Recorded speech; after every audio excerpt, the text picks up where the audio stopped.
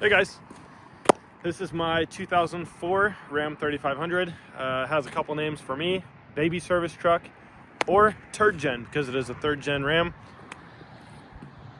And I'm going to show you guys around it. These are meta glasses. I'm going to be using them for the microphone that's on them because it's kind of windy outside and I'm going to be far away from the phone. But this is a 2004 Dodge Ram 3500 four-wheel drive. At the time, I couldn't afford to get a 5500 or a F550. I didn't want all of the extra costs that came along with having a bigger truck, such as, certain kinds of insurance, things of that sort. I'm gonna go ahead and start with the stuff that's on the outside of the truck, because that's what I'd be more interested in, seeing how different people set up their trucks. So this is an air compressor that I technically built with all Harbor Freight components. So this is the Harbor Freight 420cc electric start engine, paired with their medium pump. I know it's a two-stage, but I don't remember all the specific details about it, like the CFM and all that stuff. But I do know that this pump, I do not recommend. It doesn't build air fast enough, but it does build high air pressure. It's just the volume itself is not really enough for what I need it for, such as running, bigger air guns, things of that sort. Give you guys a closer look. So basically I made this plate, or the mounting surface, whatever you want to call it, and the tabs to mount it to the truck. And all of this stuff is off Amazon. I can do an in-depth detailed video on how to make an air compressor if you guys want.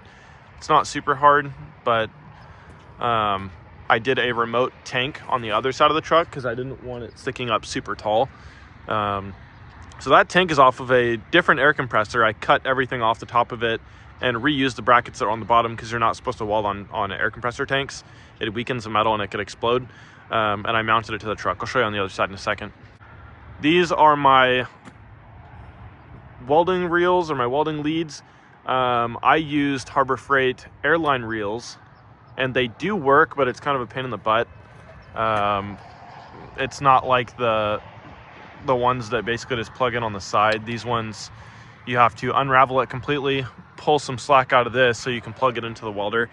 I just didn't want to pay $100 for the diamond lead reels, but when I get done with my other truck, I'm definitely going to put a nicer set of reels on that one.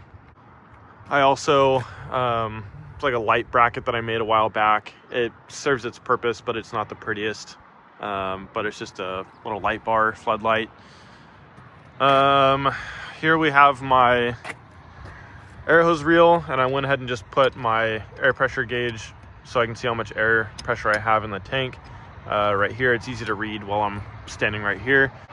This is a Hobart, I believe, 225 generator welder. Yeah, Champion Elite 225. It's a pretty good welder. From what I understand, it's all the same internals as a Miller. So, I mean, it's a cheaper Miller. I bought it from a buddy of mine, I think with like 12 hours on it. I don't know how many hours are on it now. I'll use my camera because I need to know anyways for the service. Runs pretty good. Had it wrapped. Looks better than the white and orange. Last thing to show on this side is it used to have this kind of top on it. I removed it and I capped it with, I want to say, not quite quarter, but some pretty thick sheet metal, so that way I could mount everything to that side. Coming over to the passenger side of the truck, I have my Venturo, I think it's an ET2K or something like that. I forget the exact model number, but is a 21 or 2200 pound capacity crane. I do not trust it for that much. I think the most I've ever picked up with this crane is probably somewhere between like 600 and 800 pounds, but it's really the cable. That's what scares me. It's in good shape. I just, I feel like it's very thin cable, and I wouldn't trust it for anywhere near 2,000 pounds. Here we got some Amazon floodlights. I'll flick those on in a second. They work halfway decent, but they're not great. Here is my air tank. This is a 30-gallon tank. Like I said, I reused the brackets. This is where the wheels would have been on the air compressor tank. I cut them off and welded a piece of angle iron to the initial bracket that was welded onto this by the factory. And that kind of kept me from having to weld on the tank itself. And I did the same thing here. I just kept this bracket and bolted it down into the bed. So yeah. I have not had this crane on here very long. This pedestal that I built for the crane to rest on, it does move because it's mounted to thin sheet metal right here. I was in a rush whenever I did the pedestal, so I need to redo that and put some thicker steel underneath, or refabricate it somehow to make it stronger. But yeah, that is most definitely dangerous, and that is not smart. All right, so everybody kind of usually when they do truck tours, they show all their tools. Everybody's kind of got the same shit in their bed for tools. Where my mind really gets excited is tool storage, along the lines of what fits in a service body, because I didn't want to pay for C-Tech. I couldn't pay for C-Tech at the time. And honestly, I probably still couldn't. That's stupid expensive. So I'm going to show you what I did. So this is where I keep a lot of my hand tools. So I have a Milwaukee pack out, the 3-drawer right here. In the top, I'm not even going to show you guys inside because it's such a freaking mess. But I keep my crescent wrenches and some of my miscellaneous tools like that, because I don't like to keep my crescents with my wrenches. Right here I have another miscellaneous drawer, but this one's at least a little bit organized. Cut-off wheels, grinder accessories. Right here I have my air stuff, and down here is basically another catch-all. Ratchets, punches, quarter-inch sockets. Now, mind you, this box came with this bed, luckily. This one did not, but this bed is from a dozer tender truck out of Ventura County in Los Angeles. So this came from the fire department prior to me getting it, and it was already outfitted with some stuff, which is great. Wrenches, 4 wrenches, sockets, have all my batteries, screwdrivers, and picks, my electrical testing stuff, so multimeters and test leads, test light, and here all of my pliers, battery tools. Majority of my stuff, I do have DeWalt. It's kind of garbage. Excuse me. This is all Hercules. Talk crap if you want, but Hercules is freaking awesome. The only thing I wish they made was a 1-inch battery impact for taking off lug nuts on semis, but all this stuff is freaking amazing. I have a 3/4-inch impact, 1/2-inch battery heat gun, drill, 3/8 impact, a smaller sawzall, and a battery operated grinder. I do have a snap-on battery ratchet, the long reach. I used to use it a lot, but I haven't been using it a lot since I got that 3/8 impact. Here I keep my hammers, snap-on, except for this. I have my longer reach picks in the side in here. Probably should have started off with this, but this box right here, you might recognize it. This is one of the Harbor Freight tool carts, not the I think it's like the 7 or 8 drawer one. This is the one that has the legs with like the cubby compartment on the bottom. I actually cut all that stuff off and it fit in here perfect. It was the only box that I could find that would fit inside this bin. Coming back here, fluid storage. This is all of my grinding and welding stuff right here. So I have my oxy and acetylene hose, my regulators, quarter grinder, my welding rods, just some more miscellaneous stuff. This I got from my cousin. I have no idea where he got it from, but it works pretty well. And this for bolt and nut storage, cotter pins, hydraulic caps, more bolts, AC seals, just a bunch of miscellaneous things that are all very useful. This is all my electrical stuff, so we got some relays, a couple switches. Those are busman fuses, I think that's what we call them. So for lighting, I made a little bracket right here and welded it in for my light, put a switch on it, painted it red. I thought it was cool at the time. This goes to the light that is up in here, but I was in the process of converting all these to LED, and I was going to put like nice rock lights inside all my bins. But once I got my 5500, my focus went from this to making that one what I wanted to be. I almost forgot. This was kind of cool. So whenever you buy the Harbor Freight tool carts, they come with these brackets. I think they mount to the sides. It's for extensions and probably pry bars. but I riveted them to my door because my doors are double walled, which most beds are. But yeah, I just used it for my pry bars and stuff that I wanted to be somewhat organized. This is another one of those rails that I was talking about that came with the box, but I riveted to this one too and used it for my extensions.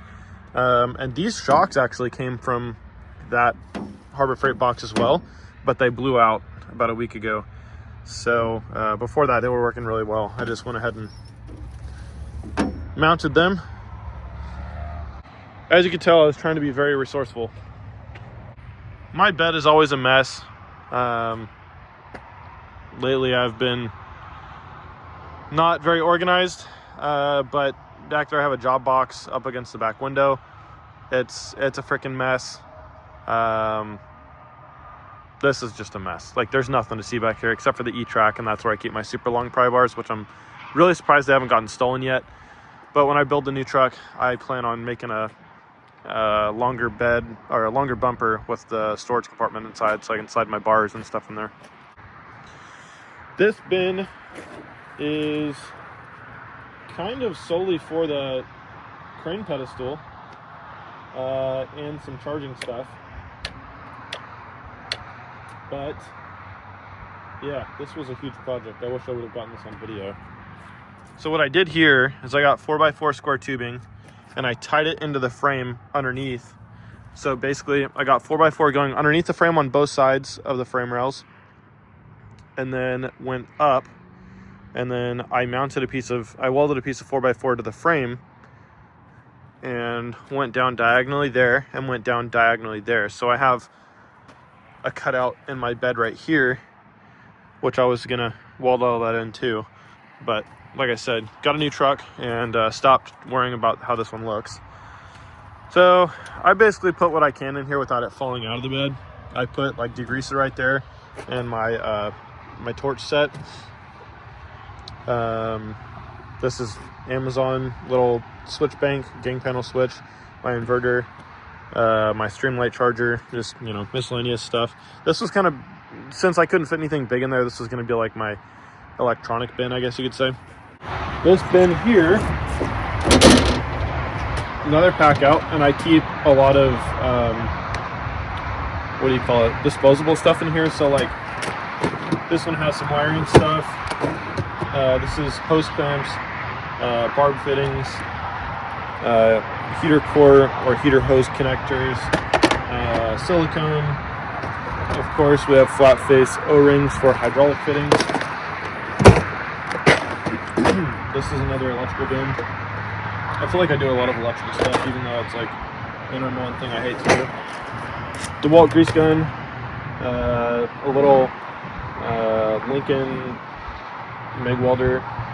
This one runs off 220. I usually just plug it into my bigger welder, but it works okay. It's all right for exhaust, but it's not the best for, you know, doing bigger stuff. So this bin here is all of my boxed tools, my like specialty stuff, if you will. I got a good amount of it because I work on so many different kinds of things. But like I said, if you guys want to see like an in-depth video of me showing you all my tools, I can do that. I just don't want to do like a 45-minute long video of me unboxing everything if you guys don't even really want to see that.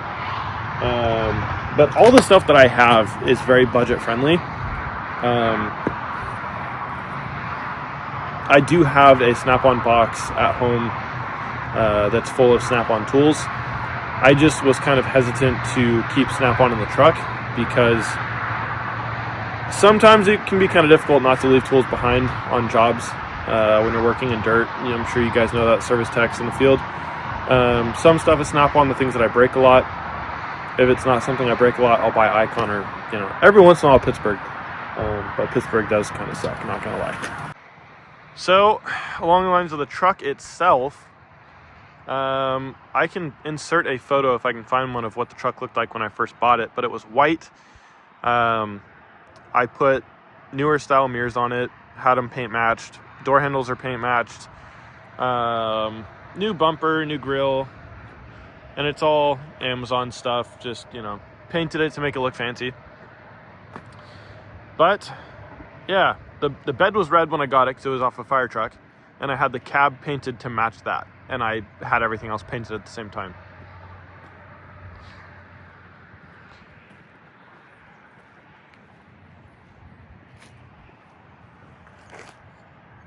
The truck does have an air dog on it, as you can see down there. The filter's hanging down.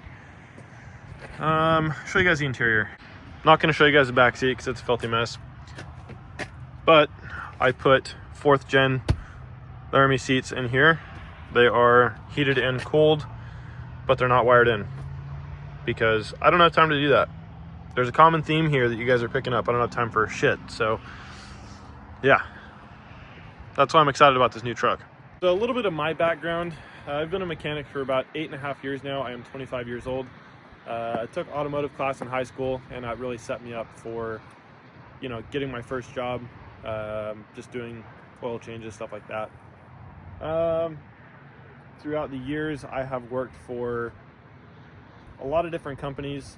I kind of just hopped around learning different things, but for the first 2 or 3 years, I was doing just regular vehicles. So I was doing, you know, passenger cars, pickup trucks, stuff like that. And then I got into working on heavy equipment. So I started doing services on that. That snowballed into doing a little bit bigger repairs on them. And then eventually I started working for a construction company local to me. And I was running a truck for them. It was a Freightliner M2 with a, I think it was an IMT bed, if I'm not mistaken. Maybe it was auto crane, I don't remember. And that's whenever I got a lot more experience with heavy equipment. About 3 years ago, I decided to buy this truck and start doing stuff on the side. And my goal was always to get into doing commercial stuff, but it started out as doing passenger cars and passenger trucks. Reason for that is because it is hard to get commercial clientele right off the bat. You kind of have to build rapport, and honestly, from what I've noticed, they almost have to find you. It's not going to work if you're out there trying to hand out business cards. It just doesn't, unless it's like a weird circumstance that they need you right then and there sort of deal. When you're trying to work on machines that are $200,000 to $600,000, they're not going to trust you unless they need you. So when I built this truck, I was 22 years old, still living with mom and dad. Did it in the driveway, and over the years I've kind of just started adding more and more things. So if you guys want to go check out my previous truck tour videos on my channel, go ahead and do that and see the progress that I've made. I did the body work on the cab myself. I didn't paint it because I am not a painter and I'm not even going to attempt that. But pretty much everything else on this truck I did do besides the wrap and the paint. So just recently I picked up a 2013 Ram 5500 4x4. So I'm super excited about this one. I am doing a full build on the truck. The videos are up on my channel right now. I have posted 3 parts to the video so far. It's a lot of work. Right now I'm building the bed. So if you guys want to see that, please go and check those out and follow the build, because I really do plan on putting everything I have into this truck, and it's going to look pretty great once it's done. One quick thing to go over, this truck, I think the last time I weighed it, that was before the crane and before the air compressor, it was at like 12,700 or 13,000, somewhere in that range. I would assume that the crane in this put me over, oh man, I don't know, I would say like close to 14, maybe a little bit over 14,000 pounds. And the max you can put on a 1-ton pickup, according to DOT, is 10,000 pounds. So we're probably about 4,000 pounds over, hence why I bought the 5,500, because I'm blowing past scales and I'm just like crossing my fingers every single time, butt puckered, hoping I don't get pulled over by DOT, because that would not be fun. Another thing that being overweight does is it keeps you from getting an MC number, motor carrier number, and a CA number and DOT number. So I am riding really dirty right now. I'm commuting like 5-6 hours sometimes out of town, and that's all highway, passing 2 scales sometimes. So if you're a DOT officer and you're seeing this video, I'm sorry if you see a big red turd gen floating down the highway. Yeah, just maybe look the other way, pretty please. All right, so this one's kind of funny for the people that are watching this that watched my first truck tour video. I'm sorry, I'm not used to talking this much. The truck used to be on 24-inch rims. They were custom cut, like Alcoas basically, on rubber band tires. And a lot of people are shit talking me, saying that that was stupid of me, yada, yada, yada. You were right. You were right. I admit it. But it was fun and it looked cool to me. But once I started getting a little bit more commercial clientele, I was like, you know what? This does not look professional. And I started driving a lot more like long distance traveling for work. And I didn't want to crack a rim or get a blowout and then be stranded, because where the hell are you going to get a 24-inch rim? And those rubber band tires are not at every single store. So, tire store. But yeah, you were right. And hopefully you guys are proud of me, because I outfitted my truck with more stuff, because last time you guys were saying that I didn't have much stuff on the truck, which I didn't. I really thought that I did. I thought I was doing something, you know? But look at me now.